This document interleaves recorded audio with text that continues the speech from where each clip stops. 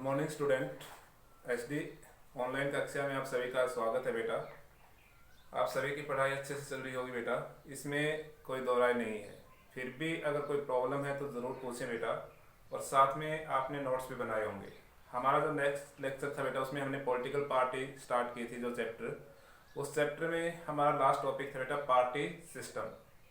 तो party systems के बारे में हम पढ़ चुके थे बेटा कि बेटा पूरे वर्ल्ड में अगर हम बात करते हैं, जहाँ भी डेमोक्रेटिक कंट्री है, जहाँ भी लोकतांत्रिक देश है, वहाँ पर 3 टाइप्स के पार्टी सिस्टम्स आइडेंटिफाई किए थे हमने। 1 party systems, 2 party systems and multi party systems. अगर इनमें हम बात कर रहे थे कि भाई जिस कंट्री में सिर्फ एक ही मेजर पार्टी है, जो सिर्फ पावर अगर हम बात करते हैं उसी के हाथ में होती है, तो उस प्रकार के पार्टी सिस्टम को हमने कहा था 1 पार्टी सिस्टम्स। और इसका एग्जांपल्स हमने बताया था चाइना। जबकि अगर किसी अदर कंट्री में पार्टी 2 मेन पार्टियों में जो पावर्स है वो 2 पॉलिटिकल पार्टियों में क्या होती है, चेंज होती है। अगर एक पॉलिटिकल पार्टी क्या है बेटा पावर में है, तो दूसरी क्या है, अपोजिशंस में है। अगर इलेक्शंस दोबारा होते हैं, क्या तो जो अपोजिशंस पार्टी है वो चुनाव जीतती है, तो बेटा वो पावर में होगी, और जो रूलिंग पार्टी होगी वो क्या होगी, अपोजिशंस में होगी। इस प्रकार से अदर पॉलिटिकल पार्टियों को पावर में आने का चांस नहीं मिलता है। तो इस प्रकार के पार्टी सिस्टम्स को हमने कहा था बेटा 2 पार्टी सिस्टम्स। फॉर एग्जांपल्स के रूप में हमने कहा था बेटा UK, United kingdoms means Britain, और हम बात करते हैं USA, United state of America. जबकि अगर किसी कंट्री में बेटा 2 या मोर पॉलिटिकल पार्टी गवर्नमेंट फॉर्मेशंस में मेन रोल्स अदा करती हैं, तो उस प्रकार के पार्टी सिस्टम्स को हमने कहा था मल्टी पार्टी सिस्टम्स। और ये एग्जांपल्स हमने बताया था कहाँ, इंडिया में। तो बेटा इसमें इस प्रकार से हम देखें तो बेटा पार्टी सिस्टम्स 3 टाइप्स के होते हैं, 1 party systems, 2 party systems and multi party systems. क्या ये जो पार्टी सिस्टम्स है, ये जैसे हम बात करते हैं चाइना में 1 पार्टी सिस्टम्स है, क्या ये चाइना के अकॉर्डिंग सुटेबल्स है? वहाँ की जो इन्वायरमेंट या जोग्राफिकल या पॉपुलेशन या भी हम बात करते हैं एथनिक्स या कल्चरल्स आइडेंटिटी के आधार पर क्या 1 पार्टी सिस्टम्स चाइना में पर्याप्त है या सही है? क्या बेटा हम बात करते हैं यूके या यूएसए में 2 पार्टी सिस्टम्स उसके सुटेबल्स है? क्या भाई इंडिया में मल्टी पार्टी सिस्टम्स सही है? तो बेटा इसके दोनों ही पहलू होते हैं कि हर एक पार्टी सिस्टम्स के बेटा मेरिट्स भी होते हैं और डिमेरिट्स भी होते हैं। जैसे अगर हम बात करते हैं भाई 1 पार्टी सिस्टम से वो चाइना के अकॉर्डिंग सुटेबल्स नहीं है, तो सही बात है, इसकी हम क्या बताएंगे, इसकी डिमेरिट बता सकते हैं। क्योंकि 1 पार्टी सिस्टम्स में जो वोटर्स होते हैं उनके पास चॉइस नहीं होती है कि वो अदर किसी कैंडिडेट या अदर किसी पार्टी को क्या दे सकें, वोट दे सकें। उनके सामने एक ही विकल्प होता है और उसी पार्टी के कैंडिडेट को उनको क्या करना पड़ता है, चुनाव में जिताना पड़ता है। तो इस प्रकार के सिस्टम में बेटा वो एक डेमोक्रेटिक सिस्टम्स नहीं होता है, और यहाँ पर जो राइट टू वोट्स की वैल्यू इतनी इफेक्टिव नहीं होती है। यहाँ पर जो वोटर्स हैं वो अपने रूलर्स को अगर चेंज करना चाहें तो उनके पास कोई ऑप्शंस नहीं होता है। तो हम कह सकते हैं कि चाइना जैसे एक लार्ज कंट्री है, लार्ज पॉपुलेशन वाला कंट्री है, वहां पर 1 पार्टी सिस्टम्स उस कंट्री के अकॉर्डिंग सुटेबल्स नहीं है, क्योंकि ये डेमोक्रेटिक सिस्टम्स नहीं है। इसमें बेटा वोटर्स के पास क्या नहीं है, चॉइस नहीं है, और साथ में बेटा ये एक पार्टी है वो किसी भी एक कंप्लीट एरिया को क्या नहीं कर सकती है, रिप्रेजेंट नहीं कर सकती है। इसी प्रकार से अगर हम बात करते हैं बेटा 2 पार्टी सिस्टम से हम बात करते हैं कहाँ, भाई यूके में है या यूएसए में है, तो वो उसकी डीमेरिट्स क्या है। देखिए बेटा जो रूलिंग पार्टी होती है, अगर वो चुनाव जीत जाती है, चुनाव जीतने के बाद आफ्टर 5 ईयर्स बाद क्या होते हैं, इलेक्शंस होते हैं। अदर कंट्री में इसके टाइम पीरियड, ट्रेन पीरियड्स क्या हो सकता है, डिफरेंट भी हो सकता है। लेकिन 5 साल रूलिंग पार्टी को कोई भी सत्ता से हटा नहीं सकता है, तो वो एज ए डिक्टेटर के रूप में क्या करेगी, वर्क कर सकती है। साथ में इसमें अगर हम बात करते हैं, इसमें भी जो वोटर्स होते हैं उनके पास 2 ही विकल्प होते हैं बेटा, 2 ही पार्टियों के उनके पास विकल्प होते हैं, अदर उनके पास चॉइस नहीं होती है। तो इस प्रकार से 1 पार्टी सिस्टम्स या 2 पार्टी सिस्टम्स है, इसमें मीनिंगफुल चॉइस जो हम बात करते हैं जैसे प्रॉब्लम्स को क्या करना पड़ता है, फेस करना पड़ता है। जबकि मल्टी पार्टी सिस्टम्स की हम बात करते हैं तो बेटा मल्टी पार्टी सिस्टम्स में जो डिसीजन मेकिंग प्रोसेस क्या होता है, स्लो होता है। यहाँ पर इलेक्शंस क्या होते हैं, बार बार होते रहते हैं। साथ में बेटा हम बात करते हैं गवर्नमेंट्स क्या होती है, वीकन पोजीशंस में होती है। इस प्रकार से देखा जाए तो हर एक पार्टी सिस्टम्स की क्या होती हैं, डिमेरिट्स होती हैं। तो इस प्रकार से हम इस क्वेश्चन का आंसर दे सकते हैं कि जो एट प्रेजेंट जो पार्टी सिस्टम्स है वो उस कंट्री के फेवर में या उसके बेटा सुटेबल्स नहीं है। आज हम एक नया टॉपिक स्टार्ट कर रहे हैं इसमें, तो बेटा वो अपना आता है एन अलायंस, मींस अलायंस की बात कर रहे हैं बेटा, गठबंधन की। देखिए बेटा यहाँ पर टू टाइप्स के हमने पढ़ा था, कोलिशंस गवर्नमेंट, और एक आता है यहाँ पर अलायंस। कोलिशंस और अलायंस दोनों वर्ड्स में डिफरेंस है। अलायंस के बारे में अगर हम बात करते हैं तो इसमें आपको क्लियर दिख रहा होगा बेटा, when several parties in the multi-party system join hand for the purpose of the constituting the elections and the winning the power। जब देखिए बेटा, जब एक मल्टी पार्टी सिस्टम्स वाले कंट्री में जब बहुत सी पॉलिटिकल पार्टियां एक दूसरे से क्या करती हैं, एक दूसरे के नजदीक आती हैं, हैंड टू अगर हम बात करते हैं एक दूसरे से मिलकर के एक गठबंधन बनाती हैं, एक अलायंस बनाती हैं, किसके लिए? चुनाव लड़ने के उद्देश्य से। और चुनाव जीतना उनका एक साथ मिलकर के क्या करती हैं, चुनाव लड़ती हैं और सत्ता हासिल करने का क्या करती हैं, प्रयास करती हैं। इस प्रकार के जो पार्टियों का जो अलायंस होता है, जो गठबंधन होता है, उसे हम बेटा अलायंस कहते हैं या फ्रंट कहते हैं। मिस चुनाव से पहले अगर डिफरेंट पॉलिटिकल पार्टियां बेटा एक क्या करती हैं, एक ग्रुप बनाती हैं और एक ग्रुप के माध्यम से वो क्या करती हैं, चुनाव में पार्टिसिपेट करती हैं और चुनाव जीतती हैं और सत्ता हासिल करने का क्या करती हैं, प्रयास करती हैं। तो इलेक्शन से पहले जो पार्टियों द्वारा बनाया गया जो ग्रुप होता है, जो अलायंस होता है, जो फ्रंट होता है, उसे हम कहते हैं अलायंस। लेकिन कई बार क्या होता है कि एक अलायंस से उन्होंने बेटा चुनाव लड़ा लेकिन उनको फुल मेजोरिटी नहीं मिलती है, और जब फुल मेजोरिटी नहीं मिलती है तो अदर पॉलिटिकल पार्टियों को के साथ मिलकर क्या करती हैं, गवर्नमेंट का फॉर्मेशन करती हैं। तो उस प्रकार के सिस्टम को हम कहते हैं कोलिशंस। मींस जो चुनाव होने के बाद जब डिफरेंट पॉलिटिकल पार्टियां मिलकर के सरकार बनाती हैं तो वो कहलाता है कोलिशंस, मींस गठबंधनीय सरकार। जबकि चुनाव से पहले बेटा जब पार्टियों के बीच अगर गठबंधन होता है तो उसे हम कहते हैं अलायंस। और अपने देश में 3 टाइप के हम बात करते हैं अलायंस आइडेंटिफाई होते हैं, एनडीए, यूपीए और बेटा लेफ्ट फ्रंट। आपने कई बार सुना होगा एनडीए यूपीए जो शब्द है बेटा, जो बीजेपी जो पार्टी है, जो भारतीय जनता पार्टी है, उसका और इसके जो अदर जो ग्रुप में जो पार्टीज हैं, इनके अलायंस हैं, जो बीजेपी और अदर पॉलिटिकल पार्टियों का जो अलायंस है उसे हम कहते हैं बेटा national democratic alliance. Means Bharatiya Janata party और बेटा अदर जो पॉलिटिकल पार्टियां जो इसकी विचारधारा से सहमत हैं, उन्होंने बेटा अपना एक क्या बनाया है, अलायंस बनाया है, और उस अलायंस का नाम है बेटा नेशनल डेमोक्रेटिक अलायंस। इसी प्रकार से जो कांग्रेस पार्टी है हमारी यहाँ पर, इंडियन नेशनल कांग्रेस, उसका भी एक अलायंस है बेटा, यूनाइटेड प्रोग्रेसिव अलायंस, जिसे हम कहते हैं यूपीए शॉर्ट फॉर्म में। मींस कांग्रेस जो पार्टी है वो एक नेशनल पार्टी है और इसने अदर पॉलिटिकल जो स्मॉल पॉलिटिकल जो स्टेट या रीजनल पॉलिटिकल पार्टियों के साथ मिलकर के अपना एक क्या बनाया है, अलायंस। ये सभी पार्टियां एक साथ मिलकर के क्या करती हैं, चुनाव लड़ती हैं। तो ये जो अलायंस कहलाता है बेटा यूनाइटेड प्रोग्रेसिव अलायंस, यूपीए, जो शॉर्ट फॉर्म में हम कह सकते हैं। जबकि CPIM means communist party of India, marks जो बेटा हम बात करते हैं, हमने पढ़ा था कार्ल मार्क्स के जो विचारों से क्या है, सहमत है। उस पार्टी ने भी अपना एक अदर पॉलिटिकल पार्टियों से मिलकर के अलायंस का फॉर्मेशन किया है और उस अलायंस को हम कहते हैं लेफ्ट फ्रंट्स। तो इस प्रकार से देखा जाए तो हमारे देश में जो पॉलिटिक्स है उसमें जो पॉलिटिकल पार्टी है उनके 3 अलायंस हमें देखने को तो स्पष्ट दिखाई देते हैं। कई बार क्या होता है कि इलेक्शंस के टाइम में अदर पॉलिटिकल पार्टियों के न्यू अलायंस भी बनते हुए हम देखते हैं जो चुनाव से पहले। तो इस प्रकार से आपको याद होना चाहिए इन 3 अलायंस के नाम। तो बीजेपी और इसके सहयोगी दलों का जो बेटा अलायंस है वो क्या कहलाता है, नेशनल डेमोक्रेटिक अलायंस कहलाता है। कांग्रेस और इसके सहयोगी दलों का जो अलायंस है वो क्या कहलाता है बेटा, द यूनाइटेड प्रोग्रेसिव अलायंस कहलाता है। जबकि सीपीआईएम जो पार्टी है उसके अलायंस का नाम क्या है बेटा, लेफ्ट फ्रंट। तो इस प्रकार से आप जब भी इसमें देखें, समाचार सुनते हैं, न्यूज सुनते हैं, तो आपको इस तरह के वर्ड्स यूपीए गठबंधन, ये बेटा हम बात करते हैं, ये एनडीए, ये बेटा लेफ्ट फ्रंट, मींस ये एक पॉलिटिक्स है जो हमारे जो चुनाव के टाइम में हर एक पॉलिटिकल पार्टी का एक मेन मोटो होता है बेटा, ऑब्जेक्टिव होता है चुनाव जीतना। और चुनाव जीतने के पर्पज से पॉलिटिकल पार्टियां इस प्रकार के अलायंस चुनाव से पहले बनाती हैं।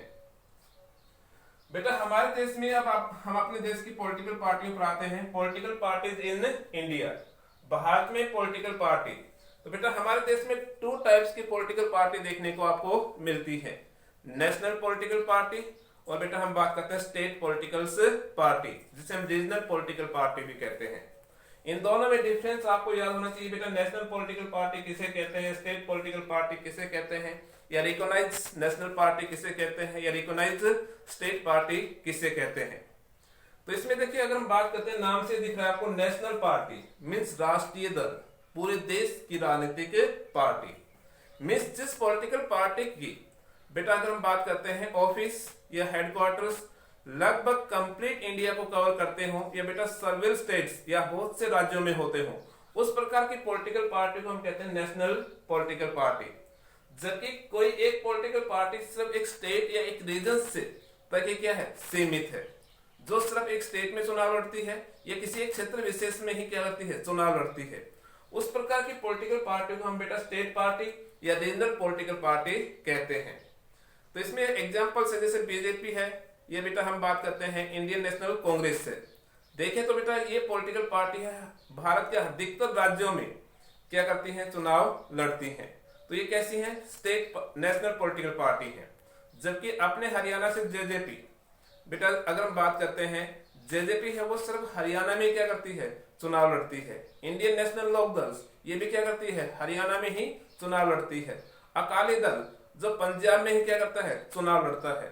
तो इस प्रकार से कुछ ऐसी पॉलिटिकल पार्टियां होती हैं जो एक स्टेट में ही या एक रीजन विशेष में ही क्या करते हैं चुनाव में पार्टिसिपेट करते हैं। तो उस प्रकार की पॉलिटिकल पार्टी को हम कहते हैं स्टेट पार्टी या रीजनल पॉलिटिकल पार्टी। लेकिन जो पॉलिटिकल पार्टी अधिकतर स्टेटों में या लगभग कंप्लीट इंडिया में चुनाव में पार्टिसिपेट करती है, वो पॉलिटिकल पार्टी कहलाती है बेटा नेशनल पॉलिटिकल पार्टी। लेकिन इलेक्शन कमीशन के अकॉर्डिंग बेटा रिकॉग्नाइज पार्टी जो इलेक्शन कमीशन है वो हर एक पॉलिटिकल पार्टी को रिकॉग्नाइज पार्टी डिक्लेयर करता है। लेकिन वो किस बेस पर करता है बेटा, नेशनल रिकॉग्नाइज पार्टी कौन सी कहलाएगी, जब लोकसभा के इलेक्शंस होते हैं बेटा हमारे यहाँ पर, तो लोकसभा के इलेक्शंस में जो पॉलिटिकल पार्टी अपने कैंडिडेट को नॉमिनेट करती है उनको चुनाव में उतारती है।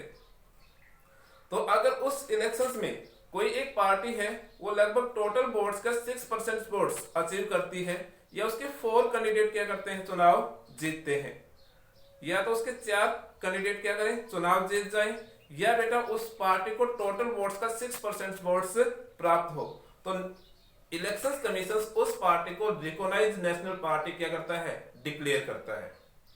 जबकि अगर हम बात करते हैं स्टेट रिकॉग्नाइज पार्टी की, जब बेटा लेजिस्लेटिव असेंबली के इलेक्शंस होते हैं, जब राज्य विधानसभाओं के चुनाव होते हैं, तो बेटा इन चुनावों में जो पॉलिटिकल पार्टी पार्टिसिपेट कर रही है अगर वो टोटल वोट्स का 6% वोट्स अचीव करती है, या उसके 2 कैंडिडेट क्या करते हैं चुनाव जीतते हैं, तो वो पॉलिटिकल पार्टी कहलाती है बेटा स्टेट रिकॉग्नाइज पार्टी। और इलेक्शन कमीशन इस तरह की पॉलिटिकल पार्टियों को बेटा एक इलेक्शन सिंबल्स जो हम बात करते हैं विशेष प्रकार की कुछ सुविधाएं प्रदान करता है। जैसे अभी हम आपको एक एग्जांपल लेते हैं, जब बेटा हमारे यहाँ पर लोकसभा के इलेक्शंस हुए 1919 में, तो उस दौरान जेजेपी पार्टी ने भी चुनाव में पार्टिसिपेट किया, लेकिन जेजेपी का एक भी कैंडिडेट नहीं जीता, और उसकी एक भी कैंडिडेट को चुनाव नहीं तो जीतना और नहीं ही उसको बेटा टोटल 6% वोट्स मिले। तो बेटा उसकी जो उस समय चुनाव चिन्ह था वो अलग था। लेकिन जब उसके बाद बेटा यहाँ पर लेजिस्लेटिव असेंबली के इलेक्शंस हुए, तो जेजेपी पार्टी के लगभग 10 कैंडिडेट चुनाव जीते और उसने 6% से अधिक वोट्स प्राप्त किए। तो बेटा वो उसका सेकंड इलेक्शंस था, लेकिन उसने बेटा लेजिस्लेटिव असेंबली इलेक्शंस में 6% वोट से अधिक वोट्स क्या किए प्राप्त किए। तो इस प्रकार से हमने देखा कि वहां पर इलेक्शन कमीशन ने उसे रिकॉग्नाइज स्टेट पार्टी क्या किया डिक्लेयर किया। अब उसका इलेक्शन सिंबल से वो क्या हो गया है फिक्स हो गया है। जो रिकॉग्नाइज पार्टी होती हैं उनके इलेक्शन सिंबल्स क्या होते हैं फिक्स होते हैं हर इलेक्शंस में। जो रिकॉग्नाइज पार्टियां नहीं होती हैं उनके इलेक्शन सिंबल्स क्या होते रहते हैं चेंज होते रहते हैं। तो इस प्रकार से आपको यहाँ ध्यान रखना है कि नेशनल पॉलिटिकल पार्टी किसे कहते हैं, या स्टेट पॉलिटिकल पार्टी या रीजनल पॉलिटिकल पार्टी किसे कहते हैं, या रिकॉग्नाइज नेशनल पार्टी किसे कहते हैं, या रिकॉग्नाइज स्टेट पार्टी किसे कहते हैं। इस प्रकार से आपको ये क्लियर हो जाना चाहिए। उसके बाद हमारे सामने आते बेटा क्वेश्चंस कि हमारे देश में एट प्रेजेंट कितने नेशनल पॉलिटिकल पार्टियां हैं। तो बेटा हमारे देश में एट प्रेजेंट अगर हम बात करते हैं 6 नेशनल पॉलिटिकल पार्टियां हैं जो हमारे जो पिछले इलेक्शंस के आधार पर। तो इसमें अगर हम बात करते हैं Indian national Congress, INC, short form में इसे क्या कहते हैं बेटा, आईएनसी कहते हैं। ये इंडियन नेशनल कांग्रेस, जिसे हम कांग्रेस आम बोलचाल की भाषा में कांग्रेस कहते हैं इस पार्टी को। बेटा इसका नाम वास्तव में है इंडियन नेशनल कांग्रेस। ये हमारे इंडिया की सबसे ओल्डेस्ट पॉलिटिकल पार्टी है जो आपको दिखाई दे रही होगी। बेटा इसकी स्थापना है, इसकी जो स्थापना हुई थी वो 1885 में। मीन्स जब हमारा देश ब्रिटिश रूल्स के कंट्रोल में था, मीन्स यहाँ पर अंग्रेजों का शासन था, उस समय इस पॉलिटिकल पार्टी की क्या हुई थी, स्थापना हुई थी 1885 में। इस पार्टी के जो फॉर्मेशन का मेन एजेंडा था बेटा, जब उस समय स्थापना की गई थी तो वो देश की आजादी में इस पार्टी की भूमिका को लेकर के सिर्फ देश को आजाद करवाने के पर्पज से इस पॉलिटिकल पार्टी का क्या किया गया था, फॉर्मेशन किया गया था। और लंबे समय तक ये पार्टी बेटा हम बात करते हैं हमारे देश की आजादी के संघर्ष में इसने एक अहम भूमिका भी निभाई। देश आजाद होने के बाद इस पॉलिटिकल पार्टी ये हमारे देश की एक मेन, अगर हम कह सकते हैं लगभग 1947 से लेकर के अगर हम बात करते हैं 1980 तक, 1980 तक पूरे हमारे जो इंडियन पॉलिटिक्स में जो सबसे जो मेन रोल से सबसे अधिक जो पावर्स जिस पार्टी के हाथ में रही वो कौन सी रही, इंडियन नेशनल कांग्रेस पार्टी के पास रही। यस, तो ये पार्टी लगभग हमारे देश में सबसे अधिक जो सत्ता में रहने वाली जो पार्टी है वो रही है इंडियन नेशनल कांग्रेस पार्टी। जो बेटा अब इस पार्टी के एट प्रेजेंट जो अध्यक्ष हैं वो बेटा श्रीमती सोनिया गांधी है अगर हम बात करते हैं। और ये पार्टी जो समाज, इसकी विचारधारा क्या है, अगर इसकी विचारधारा की हम बात करते हैं कि जो इंडियन नेशनल जो कांग्रेस पार्टी है ये किस विचारधारा पर काम करती है, तो बेटा ये पार्टी है ये सेक्युलरिज्म, ये हम बात करते हैं welfare of the weaker sections and the minorities, means ये धर्मनिरपेक्षता, ये हम बात करते हैं जो समाज के जो कमजोर और बेटा जो मिनोरिटीज जो अल्पसंख्यक समुदाय के लोग हैं उनके विचारधारा पर ये पार्टी क्या करती है, ज्यादा वर्क करती है। फिर आपकी जो सेकंड जो पॉलिटिकल पार्टी आती है बेटा भारतीय जनता पार्टी। अगर हम बात करते हैं कांग्रेस और भारतीय जनता पार्टी की जो स्थापना में जो डिफरेंस है लगभग बेटा हम कह सकते हैं एक सेंचुरी का है। इसमें लगभग ये भारतीय जनता जो पार्टी इसकी स्थापना बेटा 1980 में हुई थी, 1980 में हुई थी। इससे पहले ये भारतीय जनसंघ के नाम से जानी जाती है। और ये पार्टी बेटा अगर हम बात करते हैं भारत में हिंदुत्ववादी एजेंडे पर क्या करती है, वर्क करती है। और इसके बाद नेशनलिज्म मीन्स राष्ट्रवाद और बेटा हिंदुत्व विचारों पर सबसे ज्यादा ये क्या करती है, वर्क करती है। और इस विचारधारा पर ये क्या करती है, वोटर्स को अफेक्ट करती है और अपनी तरफ वोटर्स को अट्रैक्ट करती है बेटा। उसके बाद अगर हम बात करते हैं एट प्रेजेंट जो हमारे इंडिया में जो सबसे जो मेन पॉलिटिकल पार्टी है जो वो है बीजेपी। इसके जो पावर्स में आज हम देखते हैं कि बेटा ये कुछ 7 सालों से ये भारत की सत्ता में जो सेंट्रल गवर्नमेंट है उसमें बनी हुई है। फिर आता बेटा Bahujan Samajwadi party, BSP. BSP जो पार्टी इसकी स्थापना बेटा अगर हम आप देखें इसमें तो 1984 में थी बेटा। काशीराम है, उन्होंने बेटा इस पार्टी की क्या की थी, स्थापना की थी। एट प्रेजेंट बेटा मायावती है वो इसकी अध्यक्ष है। इसी प्रकार से जो बीजेपी है इस पार्टी के जो अध्यक्ष है वो एट प्रेजेंट कौन है भाई, आप सभी जानते हैं। अभी हमने पश्चिम बंगाल के चुनाव में उसकी भूमिका भी देखी है। तो बेटा आपके लिए क्वेश्चन छोड़ रहे हैं कि भी बीजेपी पार्टी के एट प्रेजेंट अध्यक्ष कौन है। इसमें हम आते हैं बेटा बहुजन समाजवादी पार्टी की बात कर रहे थे। बहुजन समाजवादी पार्टी है बेटा, इसकी स्थापना किसने की थी बेटा, काशीराम ने की थी। कब की बेटा, 1984 में की। और एट प्रेजेंट इसके अध्यक्ष है बेटा मायावती है। ये पार्टी बेटा वैसे इसका जो मेन गढ़ है अगर हम कह सकते हैं सबसे ज्यादा सत्ता में जो रही है वो कौन सी बेटा, उत्तर प्रदेश स्टेट में रही है। ये पार्टी बेटा एससी, एसटी, ओबीसी जैसे जो वीकर सेक्शंस हैं या मिनोरिटीज कम्युनिटीज हैं उस प्रकार की विचारधारा पर क्या करती है, वर्क करती है। उसके बाद आते बेटा communist party of India, marks. देखिए कम्युनिस्ट पार्टी ऑफ इंडिया नीचे आपको दिख रहा है सीपीआई और ये है बेटा सीपीआई-एम। तो ये दो पार्टियां हैं। इससे बेटा जब हम बात करते हैं communist party of the India, इसकी स्थापना बेटा सीपीआई-एम में 1925 में इसकी स्थापना हुई थी। और ये बेटा हम बात करते हैं कम्युनिस्ट विचारधारा पर क्या करती है, वर्क करती है। ये भी बेटा हम बात करते हैं वीकर सेक्शंस या एससी, एसटी, मिनोरिटीज कम्युनिटीज को फेवर में लेकर के ये वर्क करती है। इसी पार्टी से अलग होकर के एक पार्टी बनी बेटा 1964 में, और उस पार्टी को हम कहते हैं communist party of India, marks. और ये पार्टी मार्क्स के विचारों पर क्या करती है, वर्क करती है। फिर बेटा अपनी जो 6 नेशनल पॉलिटिकल पार्टी है वो है बेटा nationalist Congress party, NCP. Nationalist Congress party है, ये बेटा कांग्रेस पार्टी से अलग होकर के बनी है, जो 25 मई 1999 में अलग हुई थी। इस पार्टी का बेटा जो सबसे ज्यादा जो मेन बेटा हम बात करते हैं जो गढ़ है या जहां पर ये चुनाव जीतती है वो है महाराष्ट्र स्टेट। और बेटा इसके जो अध्यक्ष हैं बेटा हम बात करते हैं तो हमारे यहाँ पर जो यूपीए जो गठबंधन थी उस समय यहाँ पर कृषि मंत्री थे इस पार्टी में, इस गवर्नमेंट में। तो बेटा वो हम इसमें जो शरद पवार हैं वो इस पार्टी के क्या हैं, अध्यक्ष हैं। और एट प्रेजेंट ये पार्टी जो हम बात करते हैं एनसीपी, इंडियन नेशनल कांग्रेस, और बेटा हम बात करते हैं शिवसेना, इन 3 पॉलिटिकल पार्टियों ने कोalition गवर्नमेंट का फॉर्मेशन किया है कहाँ, महाराष्ट्र में। और इंडिया में जो एट प्रेजेंट है वो भी बेटा एक कोalition गवर्नमेंट है। वो कौन कौन सी पॉलिटिकल पार्टी, बीजेपी और बेटा जेजेपी पॉलिटिकल पार्टी की कोalition से गवर्नमेंट है। तो इस प्रकार से आज आपको बेटा इन्हीं टॉपिक्स में पढ़ना है कि जो पार्टी सिस्टम्स है वो सभी कंट्री के फेवर में या उसके बेटा सुटेबल्स नहीं है। दूसरे क्वेश्चंस बेटा हमारे अलायंस किसे कहते हैं और हमारे देश में कितने टाइप्स के अलायंस को आइडेंटिफाई किया गया है। साथ में बेटा हम बात करते हैं हम नेशनल पॉलिटिकल पार्टी और स्टेट पॉलिटिकल पार्टी में क्या डिफरेंस है। ये बेटा हम बात करते हैं नेशनल रिकॉग्नाइज्ड पॉलिटिकल पार्टी, ये बेटा स्टेट रिकॉग्नाइज्ड पॉलिटिकल पार्टी में क्या डिफरेंस है। और भारत में कितने प्रकार की कितनी नेशनल पॉलिटिकल पार्टियां हैं उनके बारे में आपको पढ़ना है, जो मैंने आपको पीडीएफ के माध्यम से नोट्स में भी सेंड किया है। तो बेटा आज इतना ही रहेगा। और आप देखिए बेटा ध्यान से पूरी मन से और आपको पढ़ाई करनी है। कम से कम आप घर रह रहे हैं 24 घंटे, तो 24 घंटे में आपको कम से कम बेटा 8 या 9 घंटे आपको घर पर पढ़ाई करनी है। ठीक है बेटा, धन्यवाद।